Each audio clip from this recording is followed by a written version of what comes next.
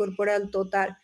Sin embargo, con este peso y esta representación del peso corporal, tiene un flujo sanguíneo bastante elevado. El flujo sanguíneo es del 22% del gasto cardíaco.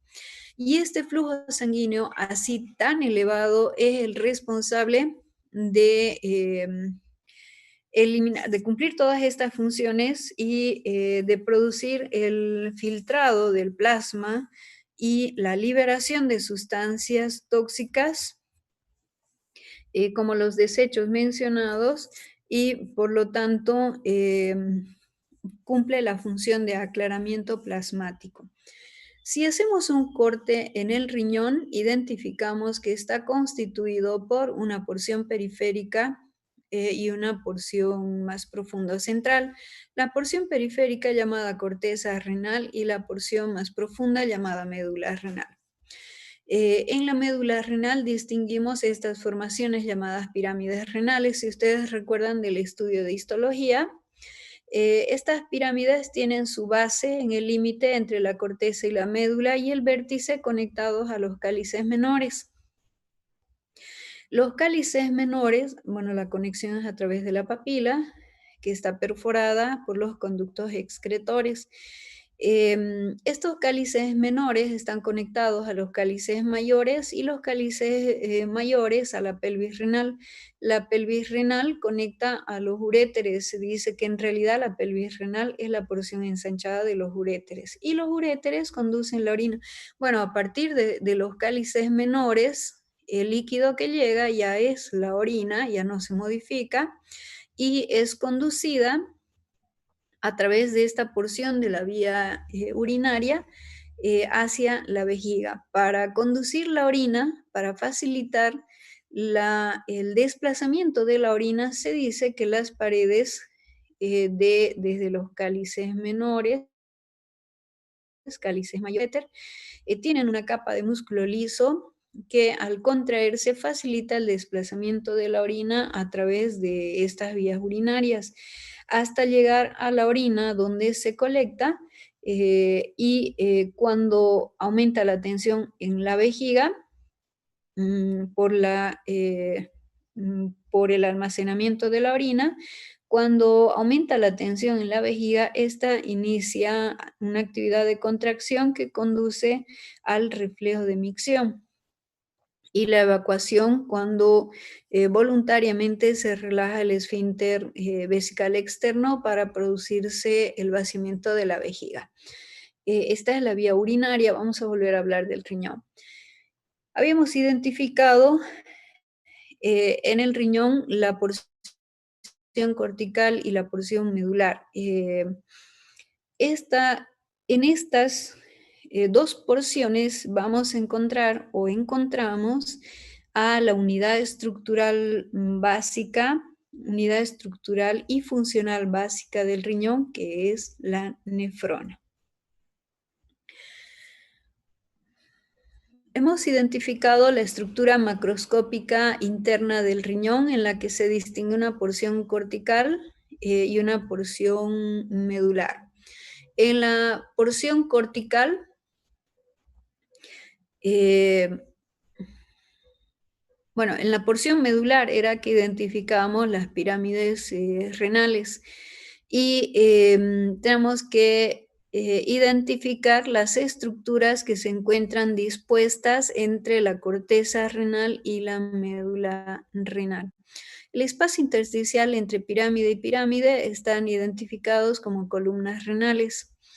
Y la relación de las pirámides renales a través del vértice de estas pirámides con los cálices menores, a donde se conduce el líquido que fue procesado durante el paso por el sistema tubular de la nefrona y una vez que llega a la papila inicia la excreción urinaria a través de las vías urinarias que tienen su origen en los cálices menores. Para la producción de la orina es importante el flujo sanguíneo renal y decíamos que el flujo sanguíneo renal es bastante elevado, 20 a 22% del gasto cardíaco. Para comprender mejor La hemodinámica del flujo sanguíneo renal debemos identificar los vasos renales, que ustedes lo han estudiado en anatomía y también hemos revisado en histología. A través del hilio renal ingresan vasos arteriales, linfáticos, también nervios y salen los vasos venosos. Y está conectada a la pelvis renal. Esos son los elementos que encontramos en el hilio renal.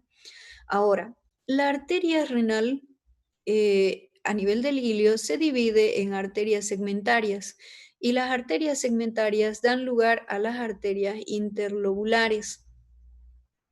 Estas arterias interlobulares rodean a las pirámides renales, ya que una pirámide renal y la porción correspondiente de la corteza constituye un lóbulo renal. Por lo tanto, las arterias interlobulares delimitan o rodean a las pirámides renales identificadas como parte del lóbulo renal. Estas arterias interlobulares se continúan con las arterias arciformes o arqueadas, que rodean la base de la pirámide y luego se dividen en arterias interlobulares o se continúan como arterias interlobulares, que son las más pequeñas de este sistema arterial. Estas arterias interlobulares rodean al lobulillo y el lobulillo renal está constituido por un rayo o radio medular y la porción cortical y el intersticio correspondiente de la pirámide renal más la correspondiente de la corteza. Ese es el lobulillo renal y las arterias que rodean a este lobulillo renal son las arterias interlobulares. Les decía que son las más pequeñas, ya que a partir de las arterias interlobulares se originan las arteriolas, el sistema arteriolar. Tenemos la representación de estas arterias arqueadas, que luego dan lugar o dan origen a las arterias interlobulares. Y de las arterias interlobulares se originan las arteriolas aferentes. Estas arteriolas aferentes luego se continúan con los capilares glomerulares. Los capilares glomerulares constituyen un ovillo de capilares que luego se reúnen y al reunirse forman una segunda arteriola que, como es de salida de los capilares glomerulares, se identifica como arteriola eferente. Y esta arteriola eferente se divide y da lugar al segundo lecho capilar renal, que es el capilar peritubular. Estos capilares peritubulares después son los que inician el flujo sanguíneo venoso, se reúnen formando las vénulas correspondientes que conectan a las venas interlobulares, de estas a las venas arqueadas, luego a las venas interlobulares, siguiendo las venas segmentarias, y finalmente estas venas segmentarias al unirse constituyen la vena renal, que permiten el flujo de salida de la sangre desde el riñón. Ese es el sistema vascular renal, el sistema de vasos renales. La microcirculación renal tiene la característica de estar constituido por dos lechos capilares, los capilares glomerulares y los capilares peritubulares. No se olviden que las arteriolas llamadas aferentes son las que dan lugar a los capilares glomerulares, y la reunión o unión de los capilares glomerulares forma una segunda arteriola, que es la arteriola eferente. Esta arteriola eferente, al dividirse, da lugar al segundo lecho capilar, que son las los capilares peritubulares. Cuando estos capilares peritubulares, que están en relación con el sistema tubular de la nefrona, se unen, dan lugar a las vénulas y el flujo sanguíneo de retorno venoso. Desde estas ya conectan a las venas interlobulares, venas arciformes o arqueadas, venas interlobulares, venas segmentarias y finalmente la vena renal. Esos son los dos lechos capilares que constituyen la microcirculación renal. No se olviden la arteriola aferente, de conexión al capilar glomerular, que es el primer lecho capilar. Luego sería la arteriola aferente, el capilar glomerular. Al unirse estos capilares glomerulares dan origen a la arteriola eferente, que es la de salida de estos capilares glomerulares, y esta dará lugar al segundo lecho capilar, que está constituido por los capilares peritubulares. Existe una variante de estos capilares peritubulares que debemos mencionar, y son los capilares que se encuentran en la profundidad de la médula renal. Estos capilares ya no rodean como una especie de cesto o canastillo al tema tubular de la nefrona, sino que tienen la forma del asa de Henle, una forma en U. Estos capilares se llaman vasos rectos, y a diferencia de los capilares peritubulares, el flujo sanguíneo por estos vasos rectos es bastante disminuido.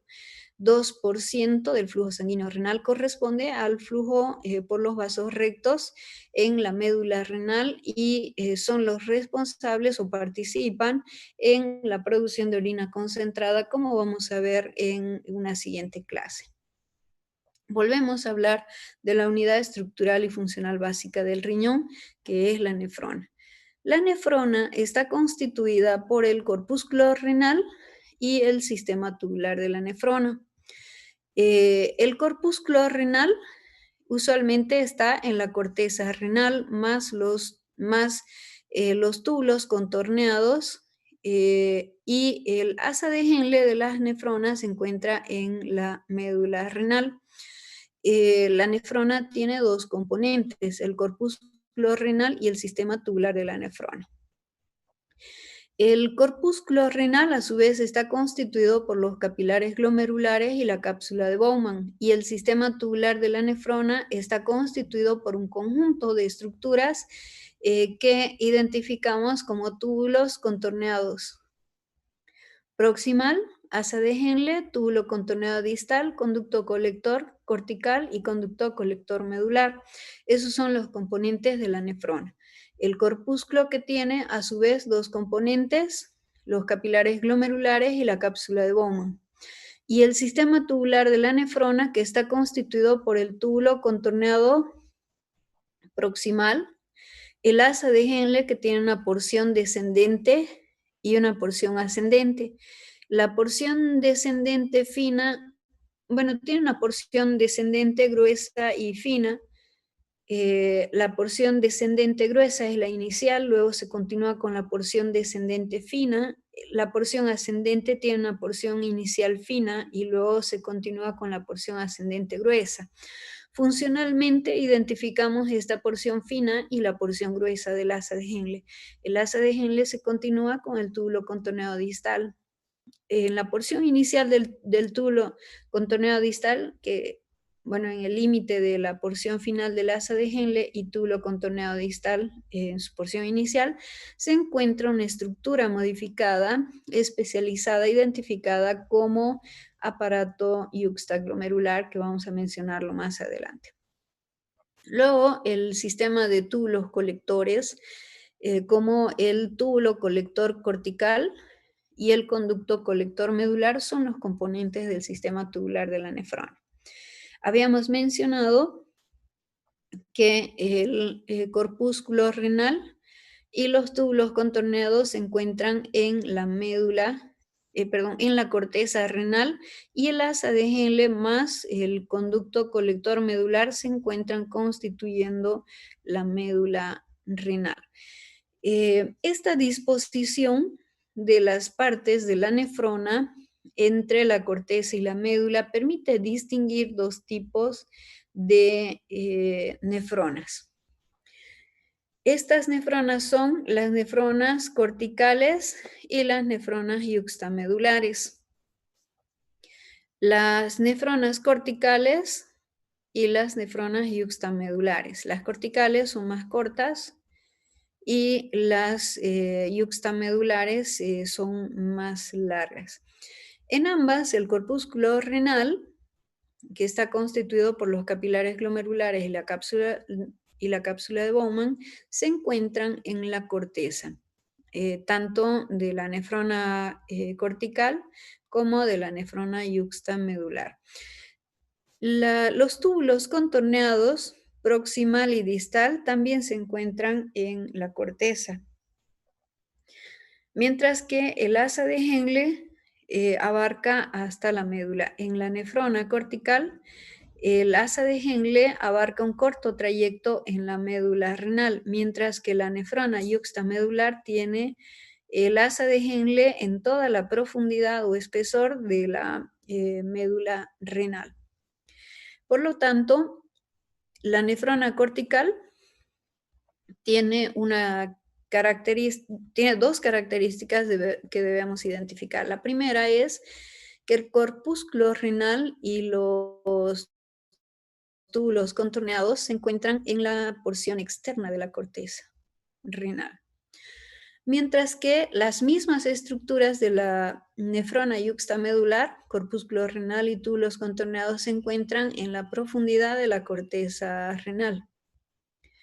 La otra diferencia es las dimensiones del asa de Henle. En la nefrona cortical el asa de Henle es bastante corta. Se encuentra también en la médula renal, pero abarcando la porción externa de la médula renal. Mientras que la nefrona yuxtamedular tiene el asa de Henle bastante larga y abarca la profundidad o en profundidad y la totalidad de la médula renal. Esas son las diferencias entre las nefronas corticales y las nefronas yuxtamedulares. Volvemos a identificar los componentes de la nefrona. El corpúsculo renal, que está constituido por los capilares glomerulares y la cápsula de Bowman. Si ustedes recuerdan, la cápsula de Bowman tiene dos componentes, la hoja visceral y la hoja parietal. La hoja visceral está adherida a los capilares glomerulares y está representada por los podocitos, mientras que la hoja parietal es el límite del corpúsculo renal. Entre ambas, hoja visceral y hoja parietal, hay un espacio llamado espacio de la cápsula de Bowman, a donde llega el filtrado glomerular, del que vamos a hablar en la clase de hoy. Y el otro componente de la nefrona es el sistema tubular, constituido por el túbulo contorneado proximal, la porción descendente del asa de Henle, la porción ascendente del asa de Henle, el túbulo contorneado distal, el túbulo colector cortical y el conducto colector medular. Ambos constituyen ya el sistema de túbulos colectores. Para hablar de la función renal debemos hablar del flujo sanguíneo renal. Es el volumen de sangre que pasa por ambos riñones en un minuto. El valor normal es de 1100 hasta 1200 ml por minuto. Y la fracción renal es la parte del gasto cardíaco que reciben los riñones. Y esa fracción renal es de 20 a 22% del gasto cardíaco.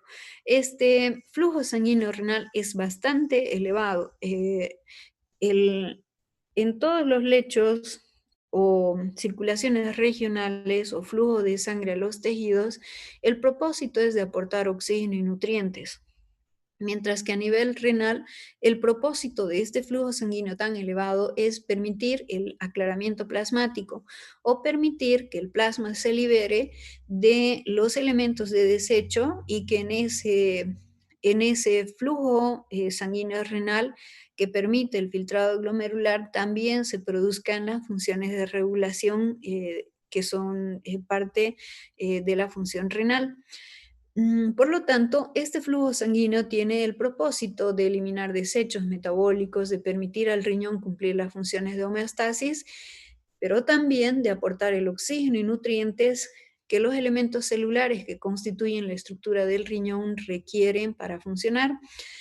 Por lo tanto, el flujo sanguíneo renal es mucho más elevado que el flujo sanguíneo al cerebro, por ejemplo, y la actividad metabólica es más elevada también.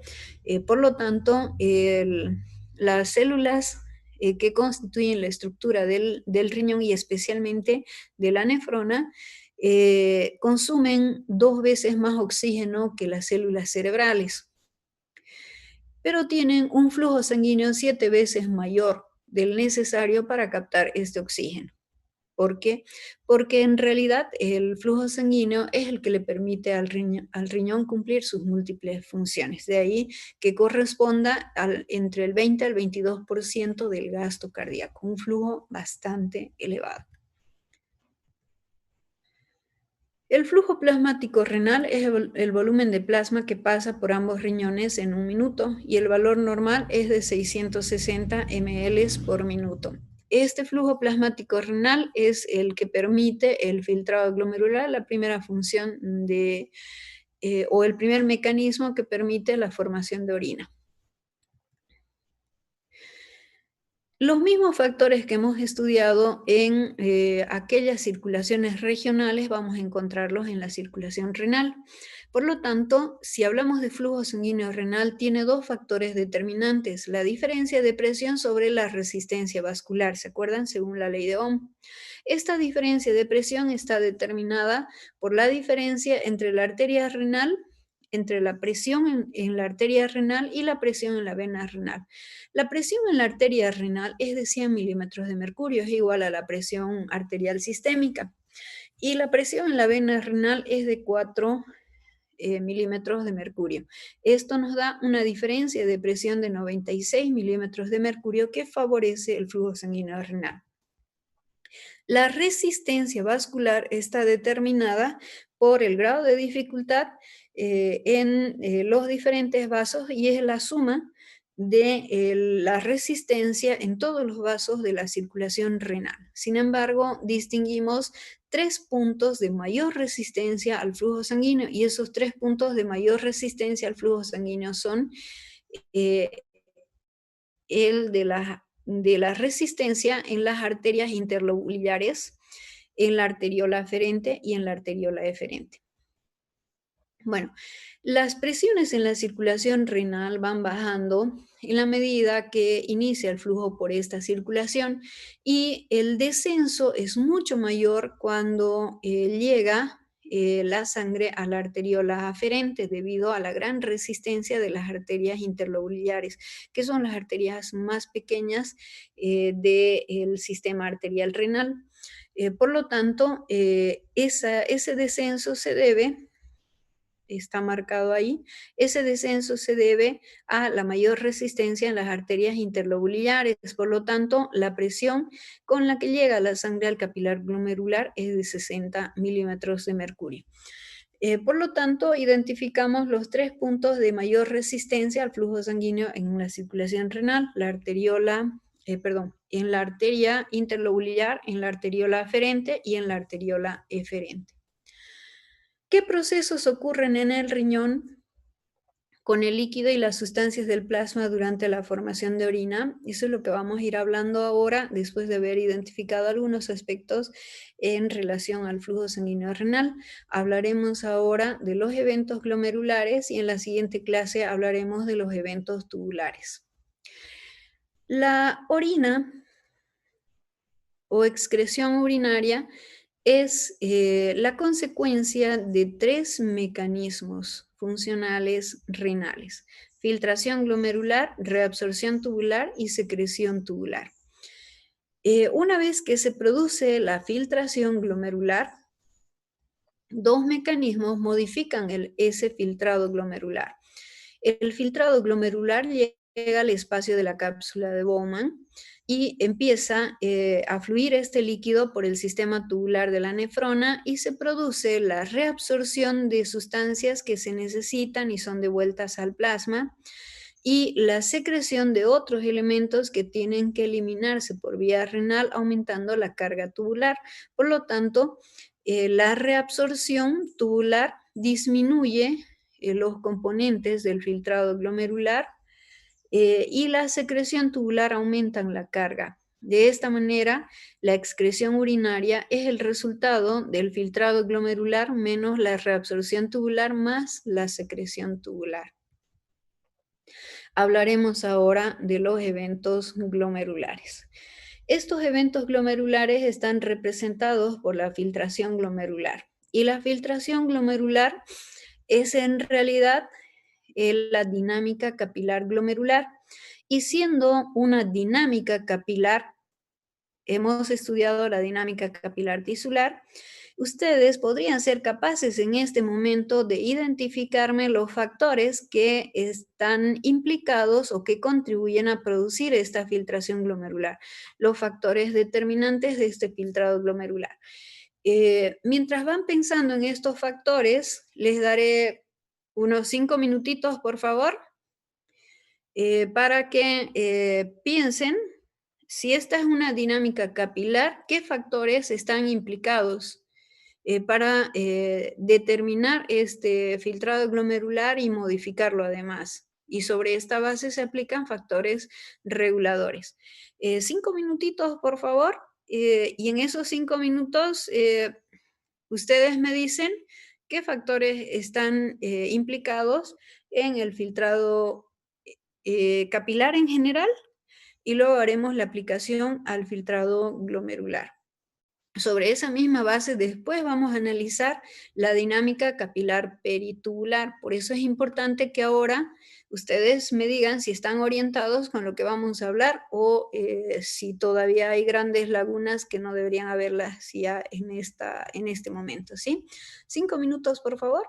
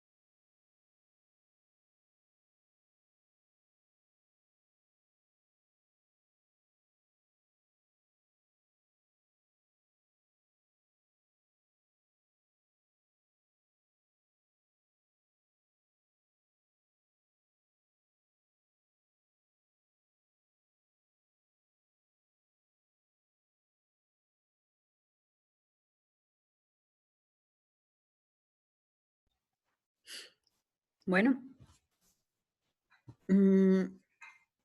imagino que pueden ser capaces ahora de decirme cuáles son los factores que producen la filtración glomerular si esta es una dinámica capilar.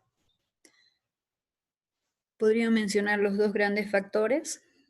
La presión hidrostática y las presiones coloidosmóticas. Esas son las fuerzas de Starling. ¿Alguna Y otra sugerencia? coeficiente de filtración. Ya, ese es un factor.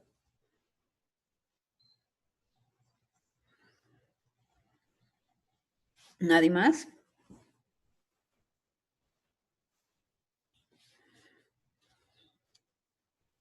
Bueno, en la dinámica capilar tisular que hemos revisado se identificó dos factores. El primero es la presión neta de filtración y el segundo el coeficiente de filtración que acaba de mencionar su compañera. La presión neta de filtración es el resultado de la interacción de las fuerzas de Starling y esas fuerzas de Starling son cuatro.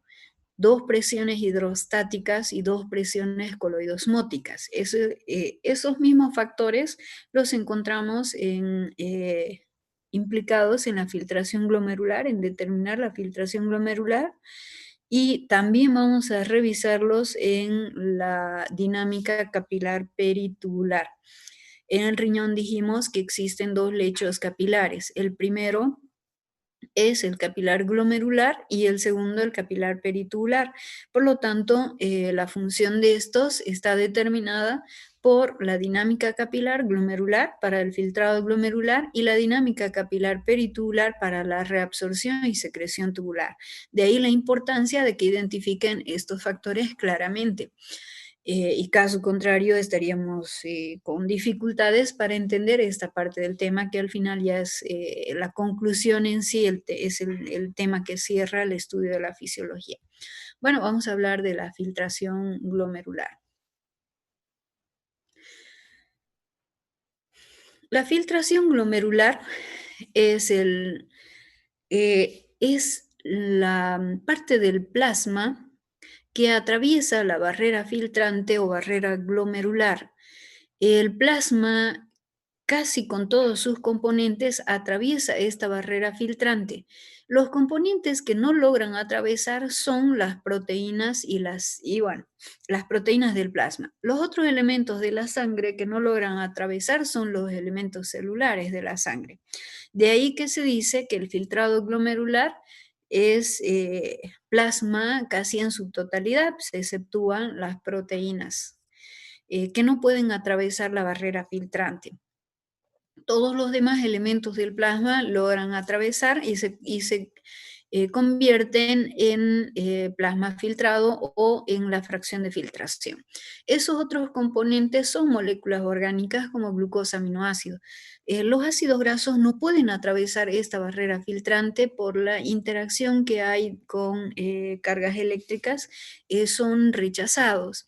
Por lo tanto, de las moléculas orgánicas, la glucosa y aminoácidos logran pasar la barrera filtrante. Bases nitrogenadas como urea, ácido úrico, la urea que es el producto del metabolismo de los aminoácidos que primero liberan amoníaco y en el hígado, recuerdan ustedes, el amoníaco es transformado en urea y la urea se elimina a través del riñón. El ácido úrico, que es un producto del metabolismo de los ácidos nucleicos, la creatinina, que es el producto de la creatina muscular. Esas son las bases nitrogenadas o desechos que tienen que ser eliminados vía renal. También pasan a través de la barrera filtrante iones como el sodio, potasio, cloruro y el agua. Estos son los componentes del plasma que atraviesan la barrera filtrante y llegan al espacio de la cápsula de Bowman. El volumen de filtrado glomerular formado por todas las nefronas de ambos riñones en un minuto se denomina intensidad de filtración glomerular. Un detalle que me olvidé mencionar al hablar de las nefronas es que en cada riñón hay alrededor de 800.000 a 1.000.000 de nefronas. Y la estructura renal en sí está constituida por estas nefronas, por eso se identifican como la unidad estructural y funcional básica del riñón. Las nefronas se forman en el desarrollo embriológico y después de nacer ya no se forman nuevas. Es por eso que a partir de los 40 años se van perdiendo nefronas, un 10% de las nefronas por cada década de vida. De ahí que a los 80 años se pierde alrededor del 40% de nefronas. Esta pérdida de nefronas no afecta a la función renal porque ocurre una adaptación en las demás nefronas para cumplir la función, los mecanismos básicos que permiten la producción de orina y determinan la función renal. Por lo tanto, si entre ambos riñones se va perdiendo hasta un 70% de nefronas, todavía el riñón conserva la capacidad funcional normal. Ambos riñones funcionan normalmente y cumplen todas las que corresponden a la función renal. Sin embargo, si la disminución de nefronas es de más del 70%, ya aparece la insuficiencia renal.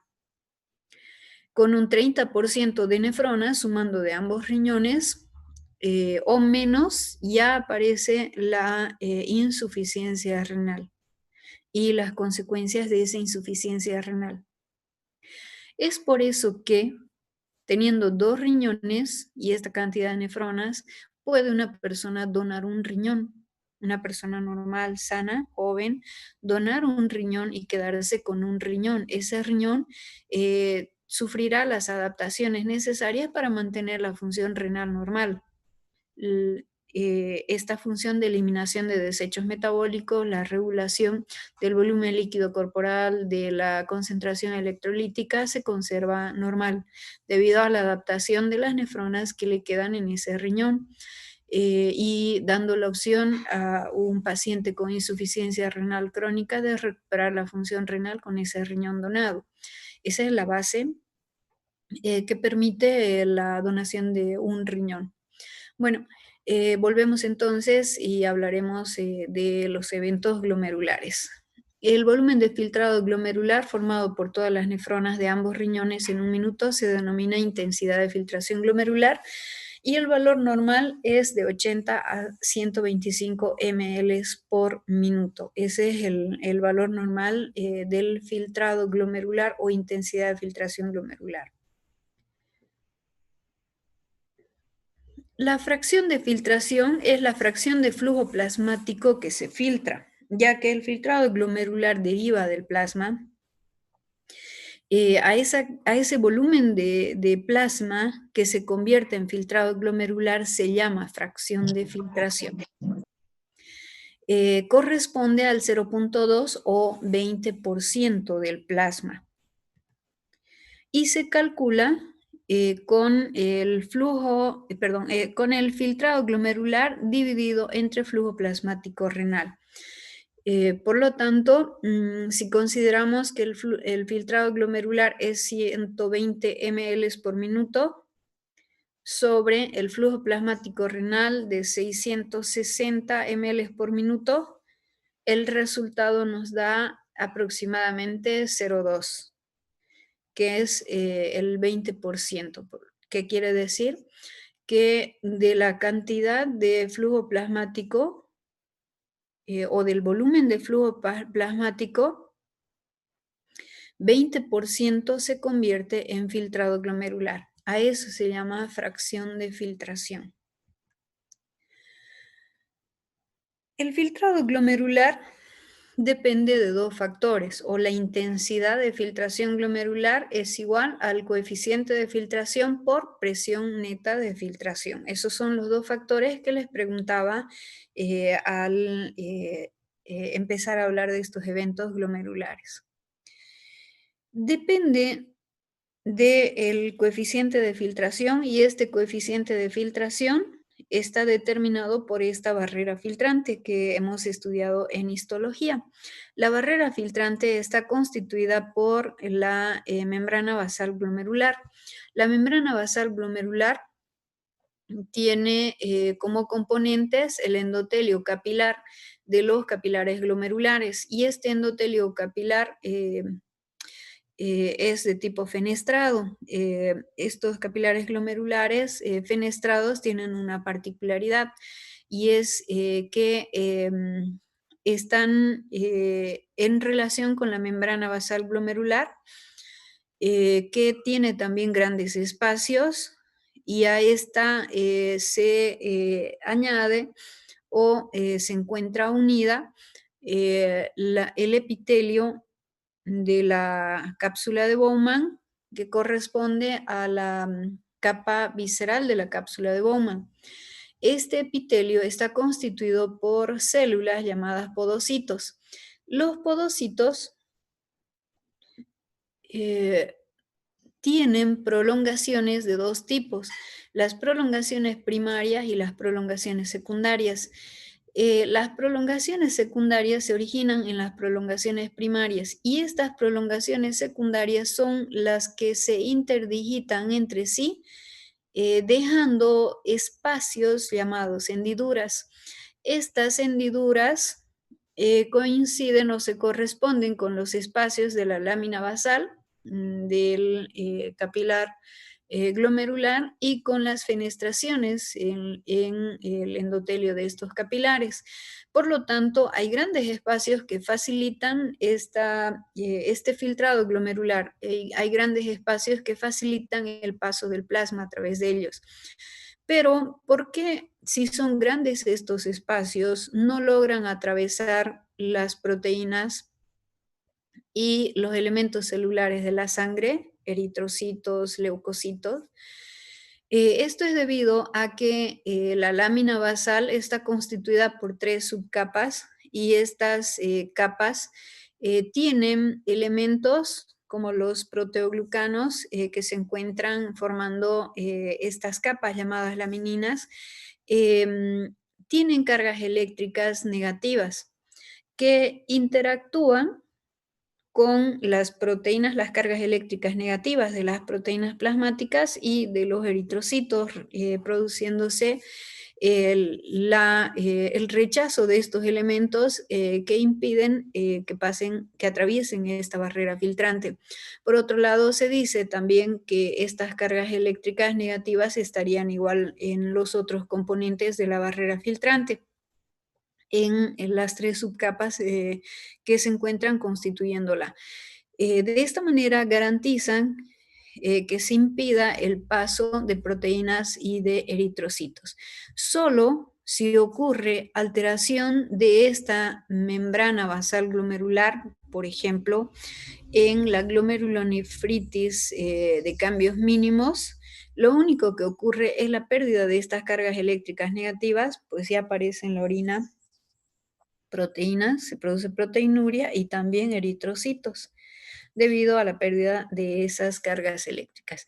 Esa es la barrera de filtración, constituida por el endotelio capilar de tipo fenestrado, la membrana basal que tiene grandes espacios, y la capa de podocitos de prolongaciones, en realidad prolongaciones secundarias, que constituyen hendiduras para la filtración: endotelio vascular, membrana basal y la capa de células epiteliales llamadas podocitos.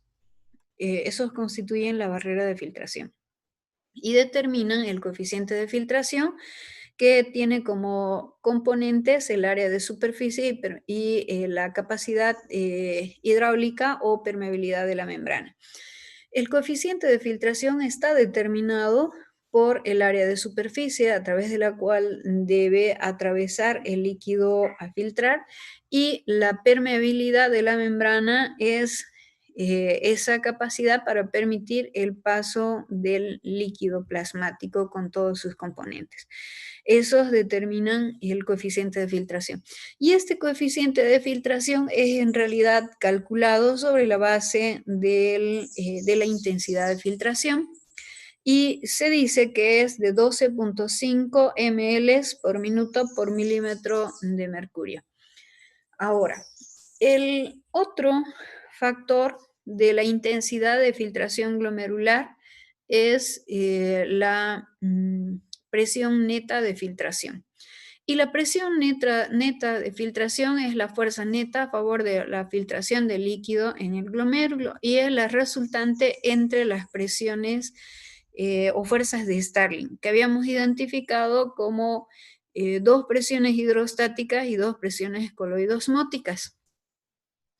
La presión hidrostática glomerular o presión capilar glomerular, que es bastante elevada, ya lo hemos mencionado, 60 milímetros de mercurio.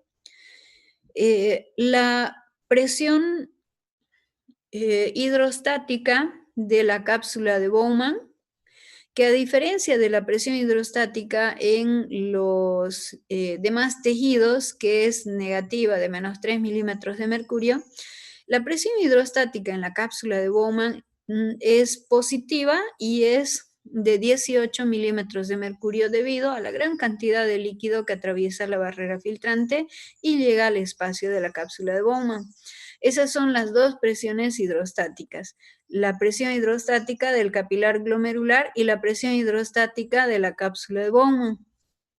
Esta presión capilar glomerular, que es de 60 milímetros de mercurio, y la presión hidrostática de la cápsula de Bowman, que es de 18 milímetros de mercurio. Las otras dos presiones son las presiones coloidosmóticas, la presión coloidosmótica plasmática y la presión coloidosmótica de la cápsula de Bowman. La presión coloidosmótica plasmática es de 32 milímetros de mercurio. Si ustedes recuerdan, la presión coloidosmótica plasmática en la dinámica capilar de otros tejidos es de 28 milímetros de mercurio. Y esta presión está determinada por la concentración de proteínas. Cuando el plasma fluye por los capilares glomerulares, esta presión coloidosmótica aumenta debido a la gran cantidad de líquido que atraviesa la barrera filtrante, aumenta hasta 36 milímetros de mercurio. Se calcula una media entre la presión coloidosmótica plasmática en los demás vasos de 28 milímetros de mercurio y la presión coloidosmótica plasmática de 36 milímetros de mercurio debido a la fracción de filtración, estableciéndose una media de 32 milímetros de mercurio, y esa es la presión coloidosmótica plasmática en los capilares glomerulares y es la misma en los capilares peritubulares. 32 milímetros de mercurio. La presión que en esta relación de fuerzas de Starling no está anotada en esta diapositiva es la presión coloidosmótica de la cápsula de Bowman. ¿Alguien podría decirme por qué no está identificada esta presión coloidosmótica de la cápsula de Bowman?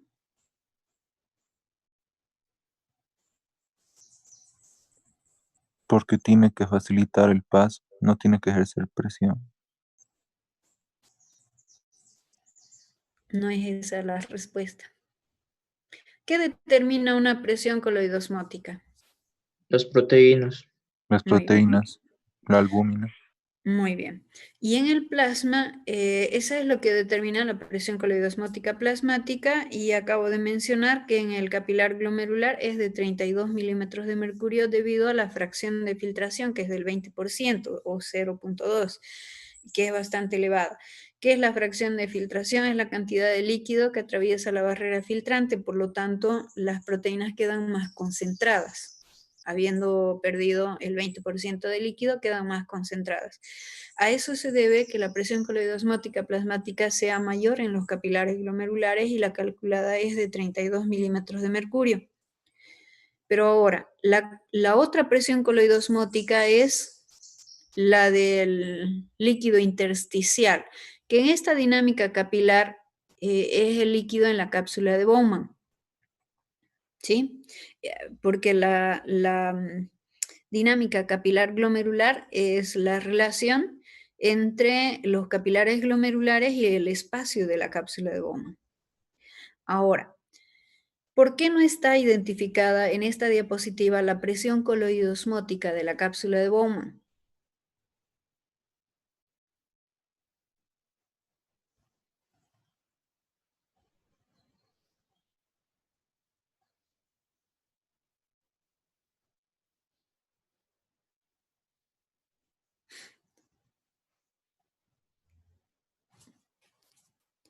¿No hay alguien que se ubique? Porque además lo acabo de mencionar.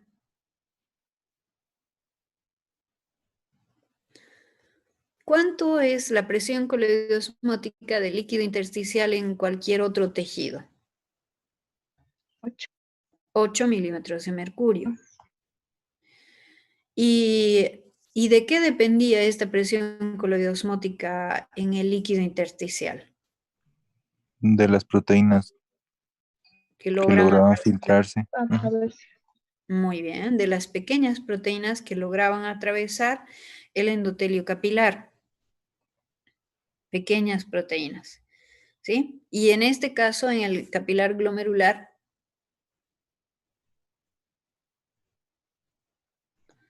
¿también logran atravesar pequeñas proteínas? No, No. por las cargas negativas. Muy bien, Ujú. porque la membrana basal glomerular tiene cargas eléctricas negativas que impide que pasen proteínas y los eritrocitos. Entonces, en la cápsula de Bowman no hay proteínas en condiciones normales. En anormales, o sea, cuando se pierden estas cargas eléctricas, pues sí, las proteínas empiezan a atravesar y se produce proteinuria, pero esa es una alteración. En condiciones normales no logran atravesar debido a esas cargas eléctricas negativas. Por lo tanto, la presión coloidosmótica de la cápsula de Bowman, ¿de cuánto sería? 0. De 0. Y como es 0, no está mencionada en esta relación de las fuerzas de Starling, ¿sí? Por eso es que solo está mencionada la presión glomerular, presión hidrostática glomerular, la presión coloidosmótica plasmática y la presión hidrostática en la cápsula de Bowman. Esas son las 3 fuerzas de Starling que determinan la presión neta de filtración. Bueno, vamos a identificar entonces los valores de estas fuerzas de Starling. La presión hidrostática del capilar glomerular, que es de 60 milímetros de mercurio, es bastante elevada si comparamos con la presión capilar de otros tejidos, que era de 17.3 milímetros de mercurio, ¿no? En este caso es de 60 milímetros de mercurio. Esto es debido a que la presión en la arteria renal es igual a la presión sistémica, 100 milímetros de mercurio. La presión coloidosmótica glomerular, la presión coloidosmótica plasmática en el glomérulo es de 32 milímetros de mercurio y la presión hidrostática en la cápsula de Bowman es de 18 milímetros de mercurio. La presión hidrostática capilar es una fuerza a favor de la filtración. La presión coloidosmótica plasmática es una fuerza que se opone a la filtración. La presión en la cápsula de Bowman, siendo positiva, es una fuerza que favorece la filtración o la reabsorción.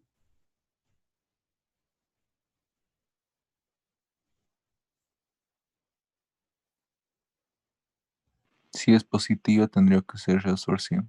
Muy bien. Entonces, en los capilares glomerulares solo hay una fuerza que produce la filtración, que favorece la filtración y es la presión capilar glomerular o presión hidrostática del capilar glomerular. Mientras que la presión coloidosmótica plasmática y la presión hidrostática de la cápsula de Bowman son fuerzas que favorecen la reabsorción. Ahora, la presión hidrostática del capilar glomerular es 60 milímetros de mercurio. La presión hidrostática de la cápsula de Bowman es 18 milímetros de mercurio. La presión coloidosmótica plasmática 32 milímetros de mercurio. Si hacemos la relación de estas fuerzas, 60, que es la presión hidrostática capilar, menos 18 menos 32 milímetros de mercurio. O si sumamos las dos fuerzas a favor de la reabsorción, 32 más 18, ¿cuánto nos da? 50. 50. Entonces, hacemos la relación entre la única fuerza filtrante 60 menos las dos fuerzas, menos la suma de las dos fuerzas de reabsorción, que sería 50. El resultado es una presión neta de 10 milímetros de mercurio. 60 menos 50 nos da 10. Entonces, la presión del capilar glomerular, que es de 60 milímetros de mercurio, menos la presión coloidosmótica plasmática sumada con la presión hidrostática de la cápsula de Bowman, que es 50 milímetros de mercurio, nos dan una presión neta a favor de la filtración de 10 milímetros de mercurio. ¿Cuánto era la presión neta en el capilar tisular? 0.03. No, 0.3. 0.6. 0.3 milímetros de mercurio, bastante baja, ¿no? Y en este caso tenemos una presión neta de filtración de 10. Es bastante elevada. Entonces, hacemos finalmente la relación del coeficiente de filtración con la presión neta de filtración. Y el coeficiente de filtración les decía que era de 12.5 ml por minuto por milímetro de mercurio. Multiplicamos por la presión neta de filtración. ¿Cuánto nos da como resultado?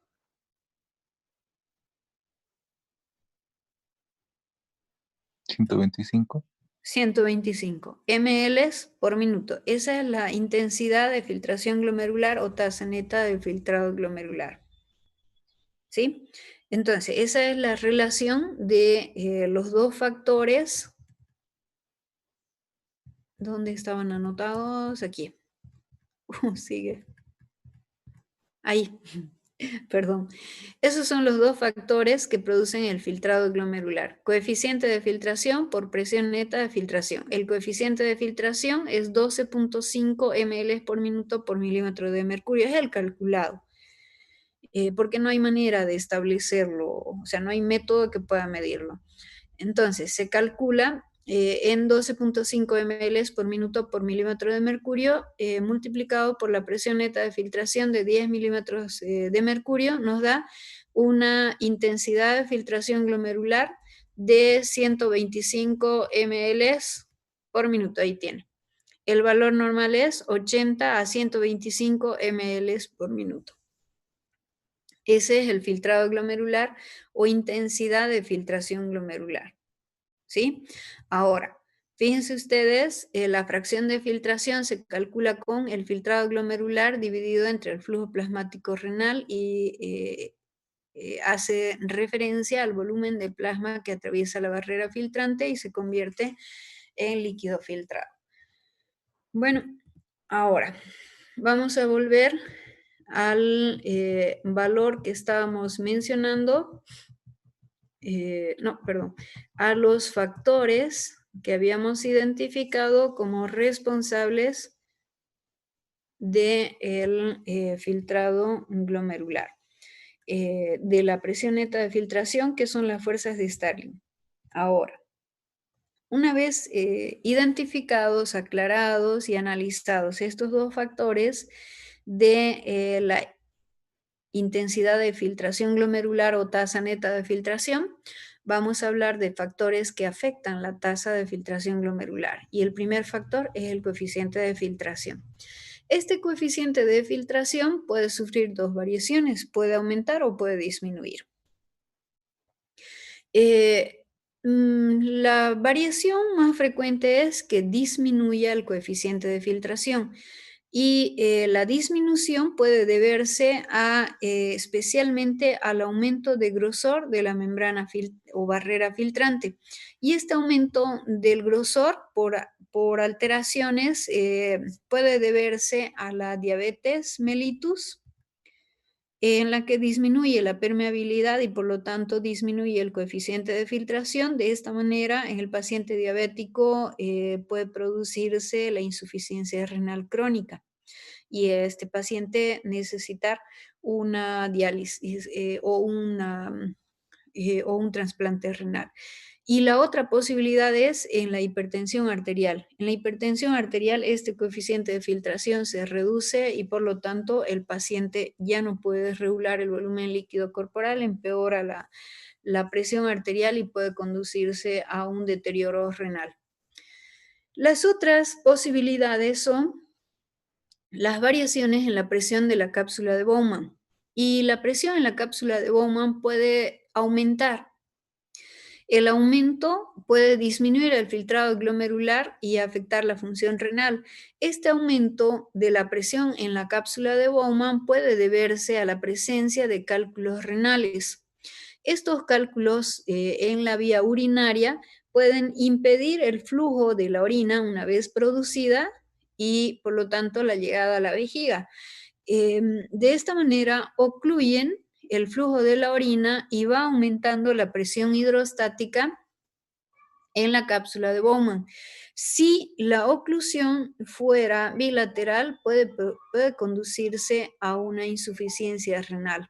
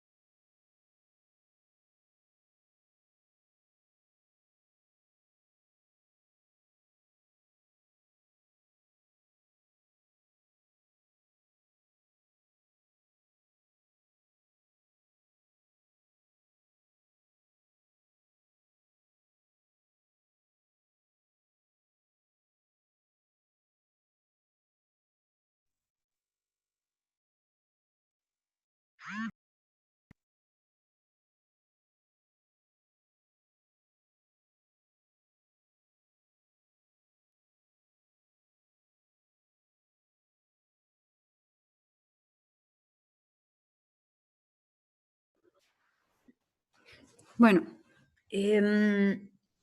pareciera que la presencia de cálculos renales, aparte de dar los cuadros dolorosos intensos por la migración de un cálculo, estos dolores son tan intensos que pueden asustar muchísimo al paciente y confundir al médico.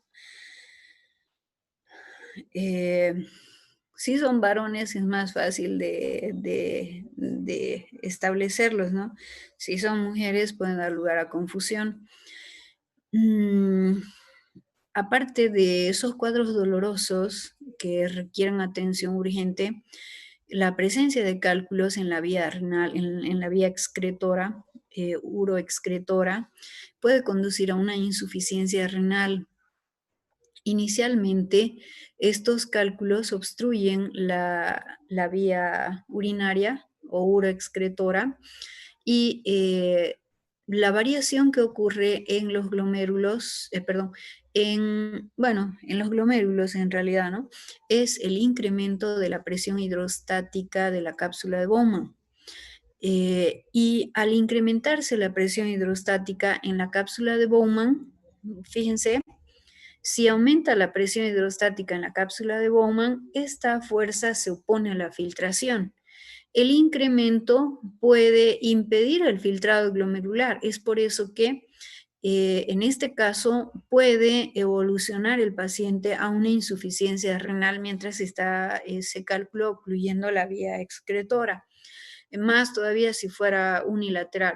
Bueno, más si fuera bilateral. Difícilmente se producirán estos cuadros bilaterales, usualmente es unilateral. Por lo tanto, la alteración será en un riñón mientras el otro siga funcionando normal.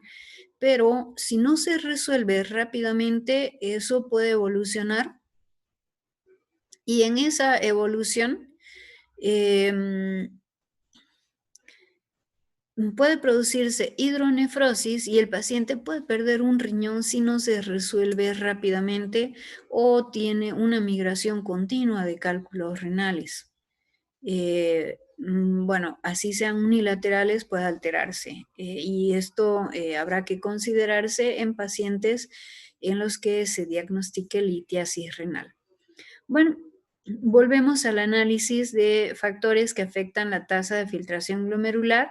Habíamos mencionado la modificación del coeficiente de filtración, que puede ser en la diabetes o en la hipertensión arterial, y eso conducir a un trastorno de la función renal, o sea, que disminuya la intensidad de filtración glomerular y con el tiempo pueda llegar a producirse una insuficiencia renal, y eso es lo que sucede en los pacientes con diabetes e hipertensión arterial. En este caso, las variaciones del coeficiente de filtración son patológicas, no son fisiológicas, ¿sí?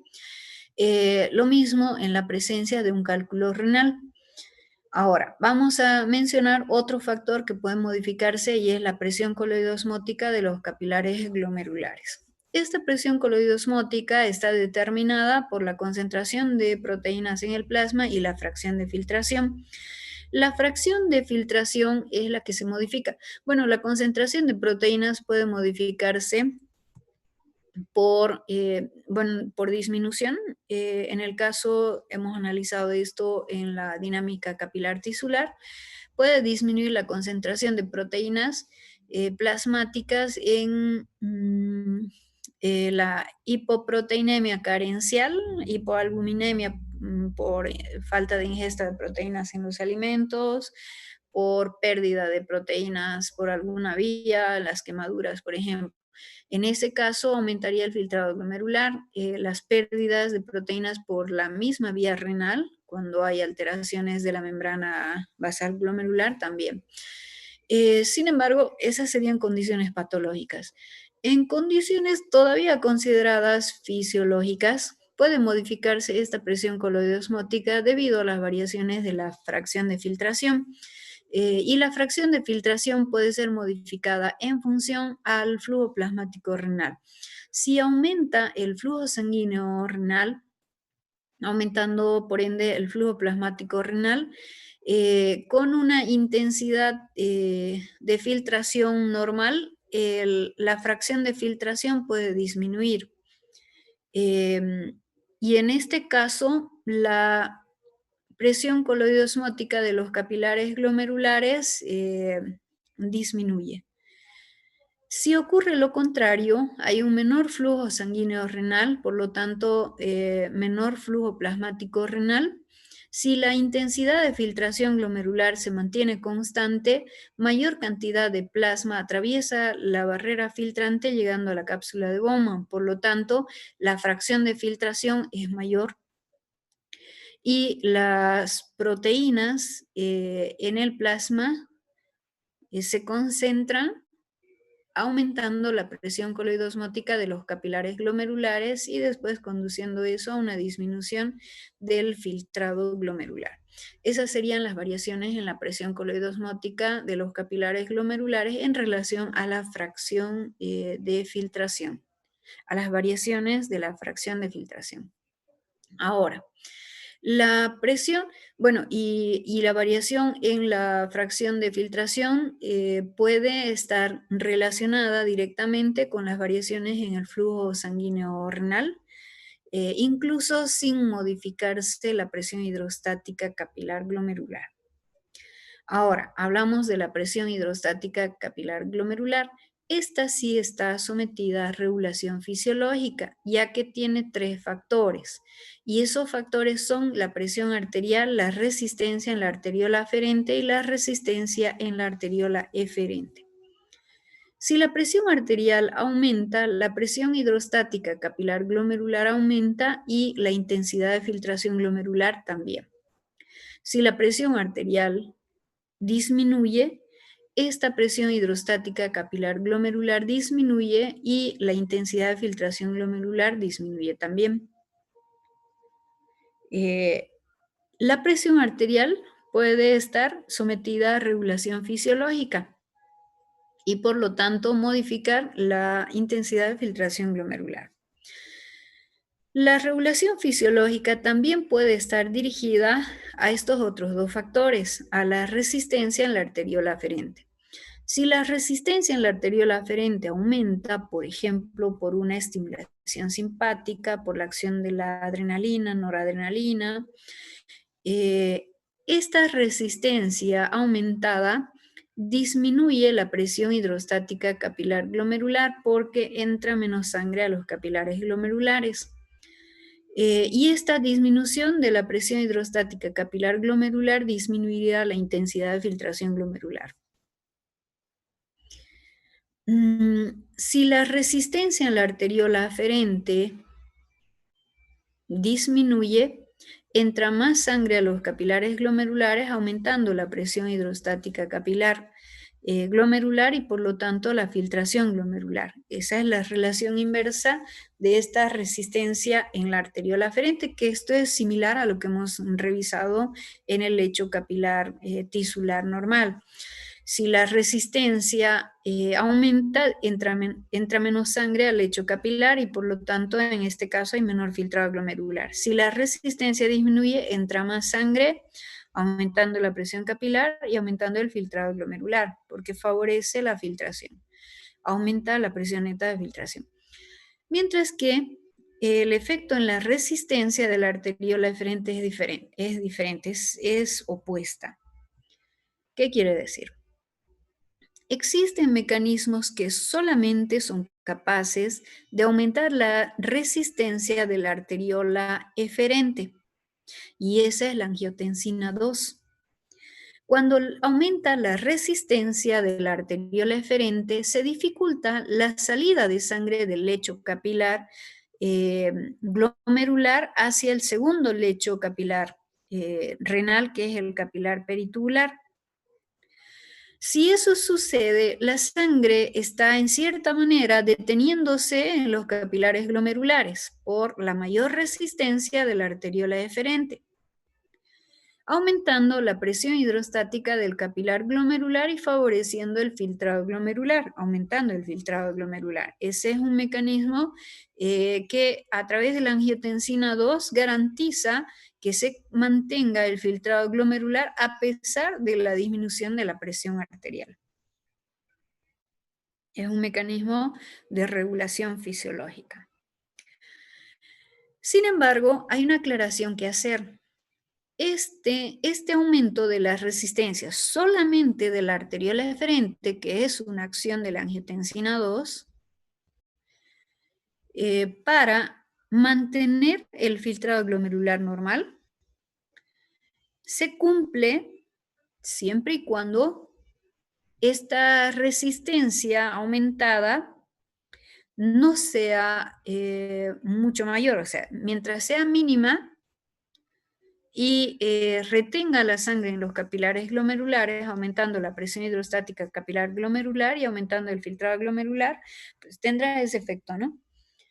Si la resistencia de la arteriola eferente es tan intensa que dificulta tanto el flujo sanguíneo y por lo tanto afecta el flujo sanguíneo renal, o sea, disminuye el flujo sanguíneo renal en general, en ese caso, el filtrado glomerular empezaría a disminuir en vez de aumentar.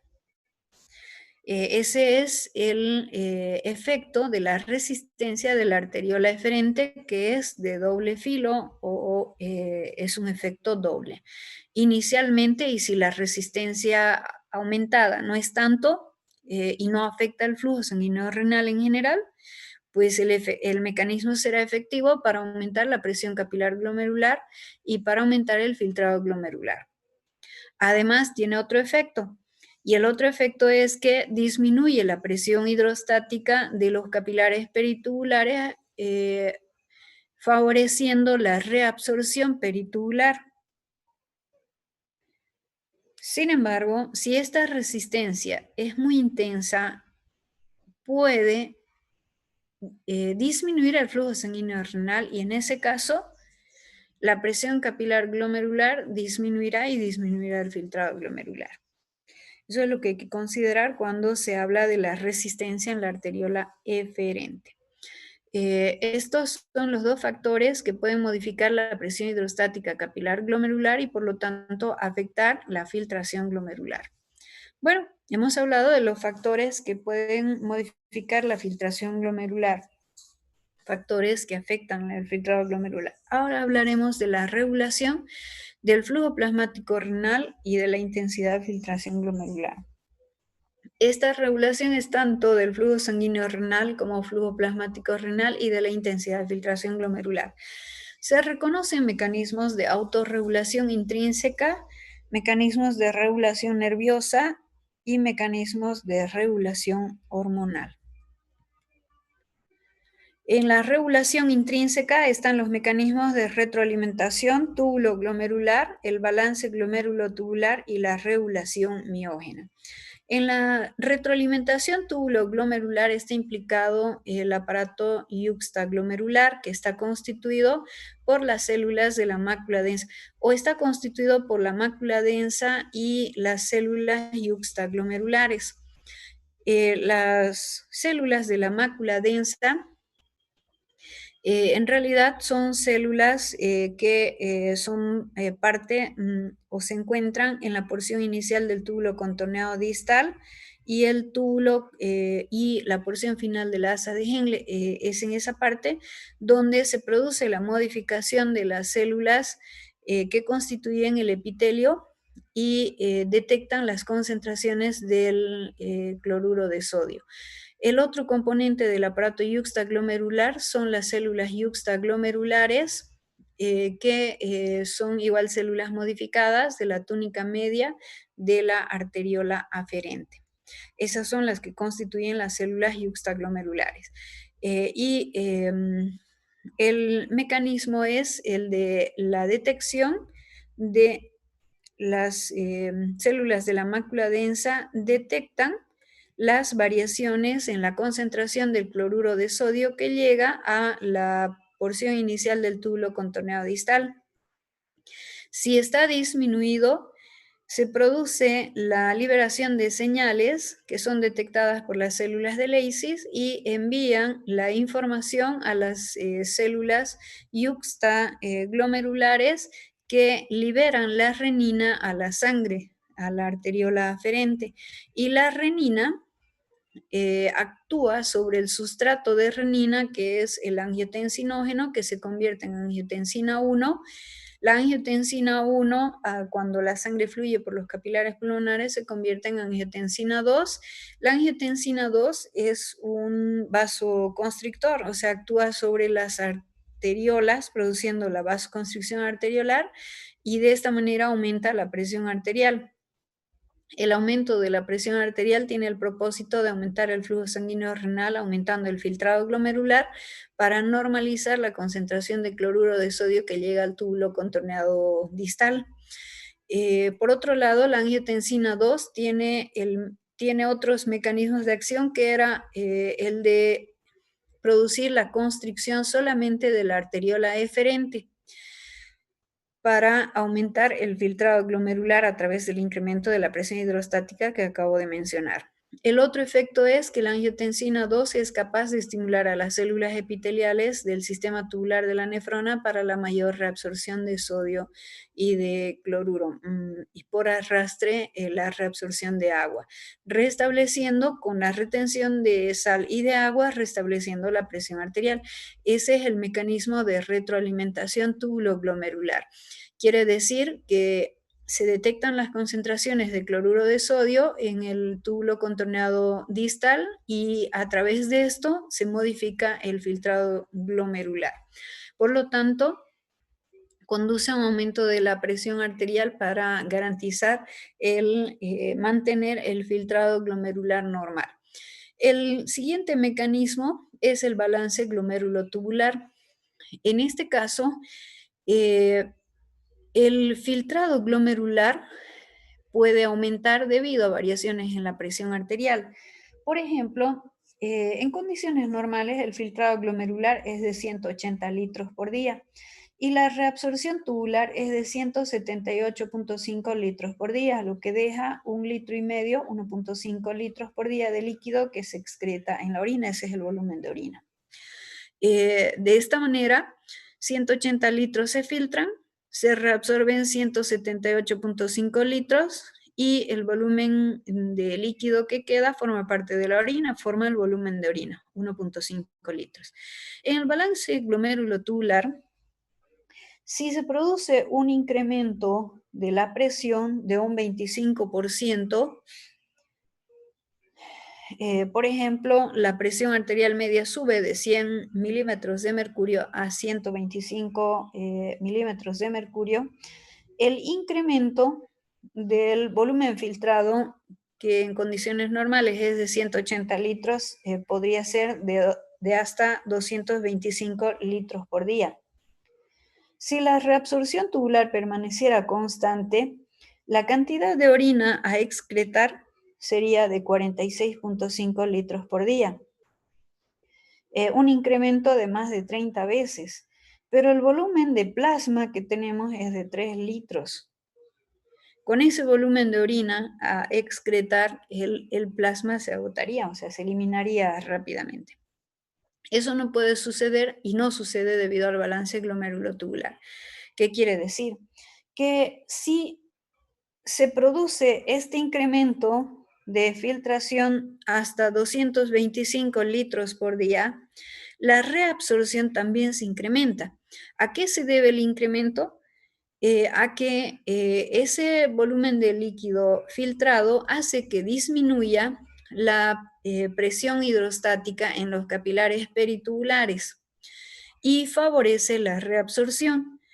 De tal manera que si se filtra 225 litros por día, la reabsorción se eleva y se elevaría en este caso hasta 223.5 litros, devolviéndose a la sangre todo ese volumen de líquido filtrado por día y manteniendo el volumen de orina en 1.5 litros. Ese es el balance glomérulo-tubular que permite recuperar todo el líquido filtrado y mantener la homeostasis. La otra es la regulación miógena, en la que estos ya son, siguen dentro de la autorregulación, y es en función a el volumen de sangre y la adaptación de las paredes de los vasos a ese volumen para mantener la presión normal, el filtrado normal, y contribuir en esa regulación en relación. Es muy parecida a la que hemos hablado de la regulación miógena, de la tensión-relajación, de la presión arterial media sistémica. Es el mismo mecanismo. El vaso es capaz de adaptarse a un mayor volumen o a un menor volumen para mantener la presión normal y la fracción de filtración normal. Los otros mecanismos ya son la regulación extrínseca, y entre esos están la regulación nerviosa y la humoral.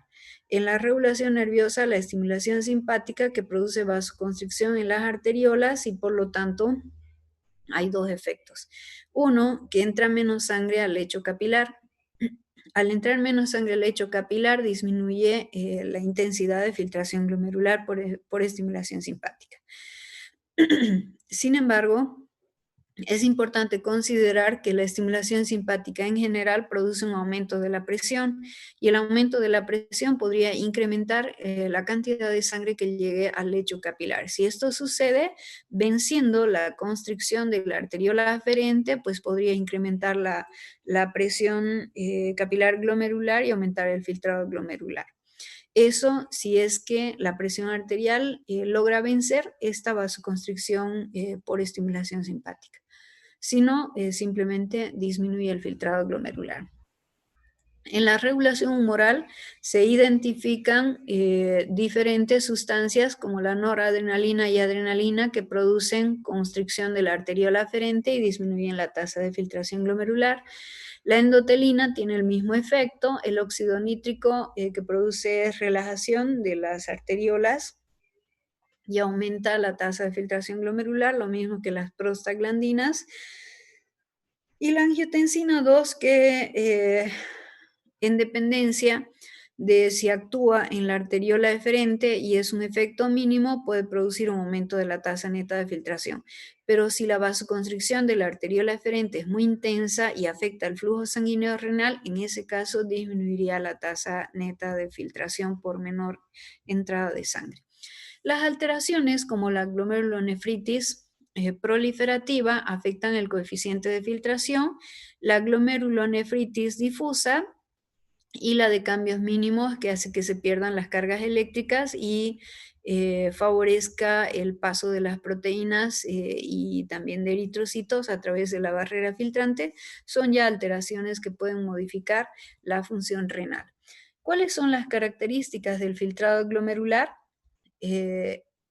Siendo plasma filtrado, excepto las proteínas, tiene la misma composición del plasma en cuanto a elementos orgánicos como glucosa y aminoácidos.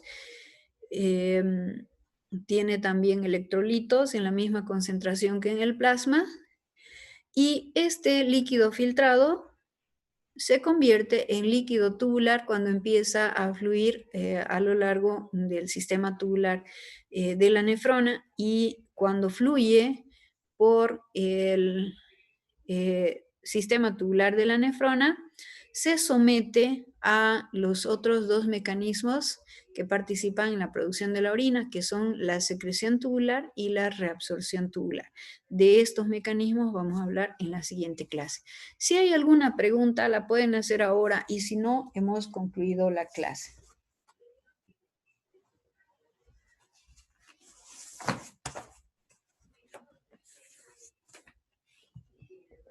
¿No hay preguntas? Doctora, A ver, hablen.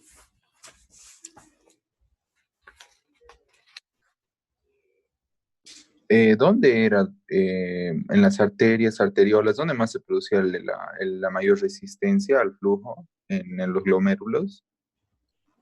En las arterias más pequeñas del sistema arterial de la circulación renal, que son las arterias interlobulillares. Para ubicarlos en eso es que he mencionado a todas las arterias de la circulación renal. Desde la arteria renal, las siguientes arterias, se divide la arteria renal y constituye las arterias segmentarias. Desde las arterias segmentarias se dividen estas y constituyen las arterias interlobulares. Las arterias interlobulares se dividen y constituyen las arterias arqueadas o arciformes. La siguiente división, o sea, de las arterias arciformes, se dividen y constituyen las arterias interlobulillares, que rodean a los lobulillos. Desde estas arterias interlobulillares se originan las arteriolas aferentes. De las arteriolas aferentes, los capilares glomerulares. La unión de los capilares glomerulares dará lugar a la arteriola eferente de salida. Y la arteriola eferente luego se divide y da lugar a los capilares peritubulares. Entonces, los vasos donde se encuentra la mayor resistencia son las arterias interlobulillares, que son las más pequeñas del sistema arterial renal. Luego la arteriola aferente y la arteriola eferente. En los otros tejidos, ¿dónde encontrábamos la mayor resistencia al flujo sanguíneo?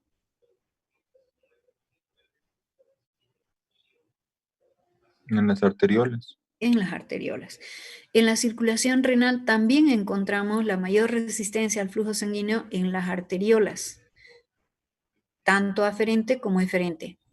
Y se suma la resistencia en las arterias interlobulillares. Esos son los 3 puntos de mayor resistencia al flujo sanguíneo renal. Está bien, doctora, gracias. ¿Alguna otra pregunta?